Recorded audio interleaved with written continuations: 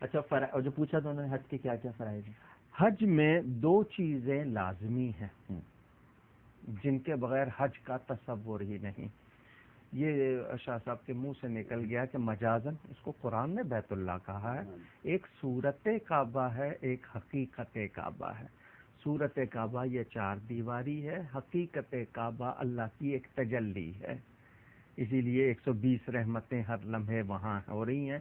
60 طواف کرنے والوں کو ملتی ہیں، 40 نماز پڑھنے والوں کو، اور 20 صرف ان کو ملتی ہیں جو محبت سے کعبے کو دیکھ رہے ہیں.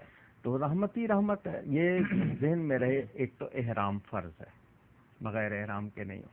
دوسرا بیت اللہ کا طواف، اور آج یعنی 9 تاریخ کو وہاں کے حساب سے عرفات کے میدان میں وقوف کے معنی ٹھہرنا، 10 منٹ کا ہو. اگر داخل نہیں ہوا آج کی تاریخ میں احرام میں، حج نہیں ہوگا. اس کے بعد کچھ چیزیں واجب ہیں، مثلا طواف ہیں 2 حجی پر، یعنی طواف زیارہ بھی اور طواف وداع بھی. عمرہ والے پر طواف وداع نہیں ہے لیکن حاجی پر ہے، اس کو کرنا ہے. تو ایک تو یہ کہ اس نے احرام باندھا ہو میقات سے پہلے. میقات اس جگہ کو کہتے ہیں جہاں کہیں بیرونی سفر کر کے آنے والا اس مقام سے اگر گزرے گا تو احرام کی حالت میں گزرے گا، ورنہ وہ اس کا وہ شمار نہیں ہوگا. تو وہ اس کو یہ 2 چیزیں لازمی، بیت اللہ کا طواف اور وقوف عرفات. یہ بتا دیجیے گا علامہ صاحب کہ طواف وداع کا جو آپ نے ذکر کیا، طواف زیارت اگر رہ گیا تو کیا کیا جائے، اور اگر طواف وداع رہ گیا تو کیا کیا جائے؟ دونوں میں کوئی فرق ہے؟ جی، طواف وداع رہ جائے گا تو دم ہوگا. طواف زیارہ رہ گیا تو بیوی حلال نہیں رہے گی. یہ وجہ سے آپ یہ بتا دیں کھل کر، لوگ جی نہیں، لوگ سمجھتے نہیں نا کہ یہ بتانا. اگر طواف زیارہ جو حاجی نے وقوف عرفہ کے بعد کرنا ہے، 10ویں تاریخ کو ہم لوگ عید مناتے ہیں، حاجی پر عید نہیں ہوتی. اس دن اس کے 4 کام ہیں. سب سے پہلا کام کہ وہ فجر کے بعد مزدلفہ سے آئے گا مینا، اور جمرائے اولا جس کو کہتے ہیں بڑا جو ہے سب سے، اس پر کنکر 7 مارے گا. اس کے بعد اس نے قربانی کرنی ہے. قربانی کے بعد اس نے بال کٹوانے ہیں یا سر مڈانا. پھر چوتھا کام مکہ مکرمہ آ کر طواف زیارہ کرنا ہے. تو طواف زیارہ اگر نہیں کیا، مثلا عورت ہے اور ایسی حالت میں ہے کہ نہیں کر سکتی، تو انتظار کرے گی، اس کے بغیر نکلے گی نہیں وہاں سے. وہ فلائٹ ہے یا نہیں ہے، نکلنا نہیں ہے اس نے، ورنہ اس کا نکاح جو ہے وہ اس کی حالت نہیں رہے گی، یعنی وہ اپنے شوہر پر حلال نہیں ہو. اور اگر یہ لوگ چلے گئے ملک سے، وہاں سے واپس چلے گئے، ملک آ گئے اپنے، واپس جانا ہوگا. پھر واپس جانا ہوگا جی، جب تک کہ طواف جانا. جی میں اپنی تحقیق کیونکہ آپ مجھ سے سینئر ہیں. طواف زیارت تو فرض ہے، انہیں کرنا ہی ہوگا، اور وہ 10 تاریخ کی صبح سے لے کر اور 12 کی عصر تک ہوتا ہے. لیکن طواف وداع یہ حیض والی خواتین سے جو ہے وہ موقوف ہے. اگر طواف وداع وہ نہ کر سکے تو ان پر طواف وداع حیض والی خواتین پہ نہیں ہے. طواف زیارت یہ تو ابھی میں جو پوچھ رہا تھا نا، اب یہ ایک اور سچویشن آئی ہے کہ طواف زیارت تو فرض ہو گیا. اب کسی کی طبیعت ایسی ہوئی یا کوئی تکلیف ہو گئی، وہ طواف زیارت نہ کر پائے. میں کہتا ہوں کہ وہ چلے گئے واپس، اب وہ کیا کریں؟ علامہ صاحب کہتے ہیں کہ وہ تو ہر حال میں کرنا پڑے گا، زندگی بھر اس سے رہے گا. کل دوبارہ حج کرے، یعنی اس کے تعلقات وہ اپنے میاں 1 برس تک تو کم از کم وہ نہیں رکھ سکتے، کیونکہ اب اگلے سال ہی حج آئے گا.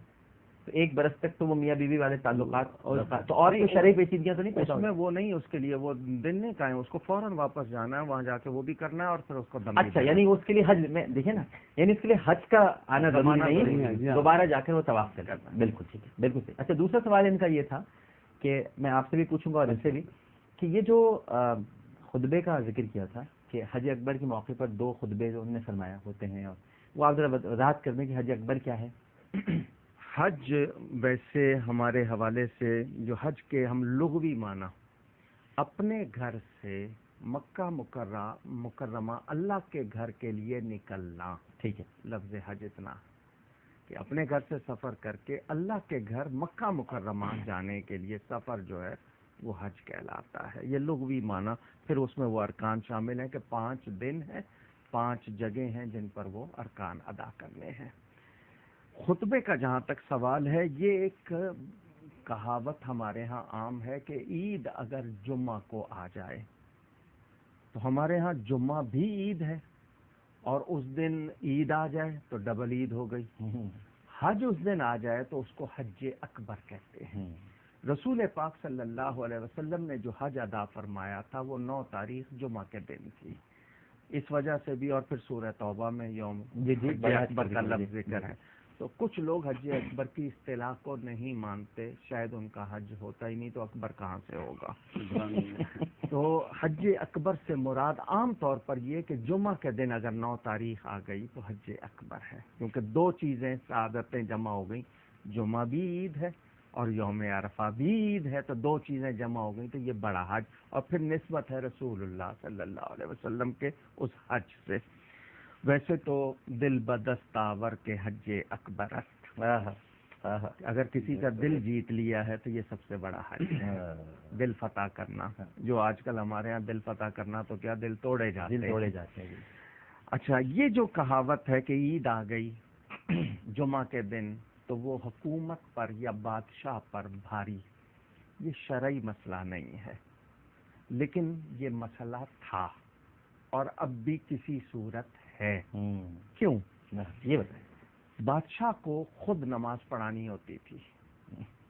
آج کل کے دور کا حوالہ نہیں تھا کہ سال میں ایک بار نماز پڑھیں تو اخبار میں فوٹو آ جائے. وہ والا معاملہ نہیں تھا، کیونکہ ایک ہی بار پڑھتے ہیں تو فوٹو آ جاتی ہے. وہ خود پڑھاتا تھا.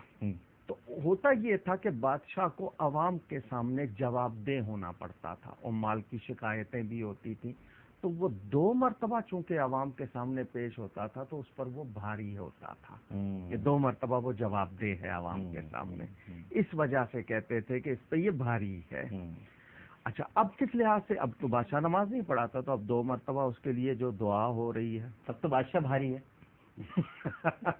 لیکن 2 مرتبہ جو دعا ہو رہی ہے اس کے خلاف، جس کو ہمارے ہاں زبان میں بد دعا کہتے ہیں، یا لوگ اس سے نجات کی دعا کر رہے ہیں، تو بھاری تو ہوئی نا اس پر.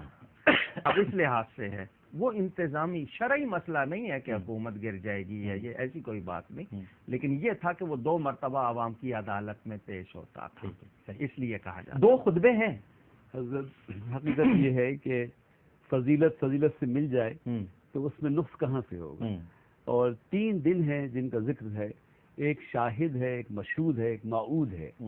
شاہد جو ہے وہ جمعے کا دن ہے جو ہماری گواہی دے گا، اور موعود قیامت کا دن ہے، اور مشہود آج عرفات کا دن، عرفے کا دن ہے، جس دن اللہ تعالیٰ اپنے بندوں کو مشاہدہ فرماتا ہے، بلکہ وہ دیکھتا ہے، دکھاتا ہے فرشتوں کو، دیکھو یہ میرے بندے ہیں جو دور دراز سے آئے ہوئے ہیں، اور گریہ اوزاری. دوبارہ بتائیے. شاہد، مشہود اور موعود. تو موعود تو وعدے کا دن قیامت کا دن ہے. شاہد جمعے کا دن ہے جو ہماری اعمال کی گواہی اللہ کی بارگاہ میں پیش کرے گا. اور مشہود عرفے کا دن ہے جس دن اللہ رب کائنات اپنے بندوں پہ فخر کرتا ہے اور فرشتوں کو دکھاتا ہے کہ دیکھو یہ میرے بندے ہیں جو میری محبت میں اب دور دور سے آئے ہوئے ہیں، اور جس طرح گریہ اوزاری اور اللہ اکبر. اور اگر جمعے کے دن، جمعہ کے دن وہ ہے جو شاہد بھی ہے اور عرفہ کو مشہود مل جائے جو سرکار نے حج فرمایا، اور قیامت بھی جمعے کو آئے گی، تو یہ اتنی اہمیتیں مل جائیں، تو یقین فضیلتیں مل جائیں، تو وہ حج اکبر ہوگا اگر جمعے کو ہوگا، جیسا حضرت نے فرمایا. میں شریک گفتگو ہوتا ہوں، کبھی یہ نہ سمجھیے گا کہ کوئی بات اور ہے، بلکہ میں استفادہ کرتا ہوں حضرات سے. تو آپ کہ حج اکبر کا لفظ قرآن میں ہو اور کوئی نہ مانے تو شاید اس کی توجہ اس طرح نہیں ہے. اور سب سے بڑی بات یہ ہے کہ جس دن آپ کی توبہ قبول ہو جائے نا، لاکھ سجدوں کی بات کرتے ہو، ایک سجدہ قبول ہو جائے. ہر عمرہ حج ہے اور ہر حج اکبر ہے اگر قبول ہو جائے، لیکن کیونکہ نسبتیں فضیلتیں بڑھاتی ہیں، تو جمعے کی نسبت اگر مل جائے، نسبتیں فضیلتیں بڑھاتی ہیں. کیا بات ہے. ان کے جملے کو لے لیجئے، تو جو رمضان کا عمرہ ہے اس کو کہا گیا. کیا بات کی. اللہ بہت اچھا آپ نے خوبصورت بالکل استنباط کیا. اصل میں فضیلت کا مرکز حضور کی ذات ہے. جس چیز کو حضور سے نسبت ہو گئی وہ فضیلت معلوم ہو گئی. نسبتیں فضیلتیں بڑھاتی ہیں، آپ نے کہا. اور کیا خوبصورت مثال انہوں نے رمضان کے عمرے کی ایک کو ہے. لیکن میں یہ چاہتا تھا اپنی گفتگو میں آپ سے شیئر کرنا چاہتا ہوں کہ اس حج کے اس مقصد کو جو اس میں روحانیت ہے اور جو اللہ تعالیٰ کی محبت ہے، جو جانثاری ہے، اس کو نہ بھلایا جائے. یہ احرام اور اس کی جو شرائط حج میں سے ہے یا نیت ہے وہ تو ہے، لیکن یہ جو کفن پوشی ہے اور دنیا سے بے رغبتی ہے اور اپنی موت کو یاد رکھنا ہے. جب آپ بیت اللہ شریف میں ہوں تو سمجھیں کہ اللہ کے گھر میں ہیں، اور جب عرفات میں ہو تو سمجھیں کہ عرصہ محشر میں ہے. تو اس روحانیت کو اللہ کے واسطے نہ بھولیں. اور جب لوٹے قربانی کرنے کے بعد، اپنی جان قربان کرنے کے بعد، تو کتنے بھی قیمتی کپڑے پہنے، اپنے اندر وہی انسان جو اللہ کی طرف لوٹ چکا ہے اس کو نہ بھلائیں. آج اتنا عظیم دن ہے ڈاکٹر صاحب کہ آج کا سورج تمام عرصے کے مقیم مہمانوں ضیف الرحمان کے گناہ لے کے ڈوبتا ہے. ٹھیک ہے، بالکل صحیح. 10 سیکنڈ میں ایک جواب دے دیجیے کیونکہ مغرب کی اذان کا وقت ہو رہا ہے، روزے داروں کو روزہ بھی افطار کرنا ہے. ماشاءاللہ. سوال یہ ہے کہ جو انہوں نے پوچھا تھا کہ یہ جو حاجی جب آتے ہیں تو پھر کہتے جی کھانا نہیں کھلایا انہوں نے ہمیں. یہ کوئی ایسی رسم نہیں ہے کہ لوگوں کا ہوتا تھا اہتمام کہ حاجی آ کے لوگوں کو کھانا کھلائے یا اس کو کھانا کھلائے. یہ نہ کوئی رسم ہے نہ شریعت ہے. لوگوں کی محبت ہے کہ ان آنکھوں کو دیکھ لیں جو روضہ رسول اور کعبہ دیکھ کے آئے. ٹھیک، ایک سیکنڈ مجھے دے جی جی بالکل. حاجی صاحب کو جاتے وقت بھی پھولوں کا انتظار نہیں کرنا چاہیے. جاتے وقت حاجیوں کو لوگوں سے مل کے معافی مانگنا چاہیے، اور جب حاجی واپس آئیں تو لوگوں کو ان سے مل کے دعا کرانی چاہیے. ہاں بالکل ٹھیک ہے، بالکل صحیح. ناظرین کرام، یہاں لیتے ہیں ایک چھوٹا سا وقفہ. وقفے کے بعد دوبارہ حاضر ہوں گے. جن لوگوں کا آج روزہ ہے وہ اب افطار کریں، کراچی میں رہنے والے، کیونکہ بقیہ علاقوں میں تو اذان مغرب ہو گئی ہے، لیکن کراچی میں رہنے والے اپنے روزے کو افطار کریں جنہوں نے عرفہ کا روزہ رکھا ہے.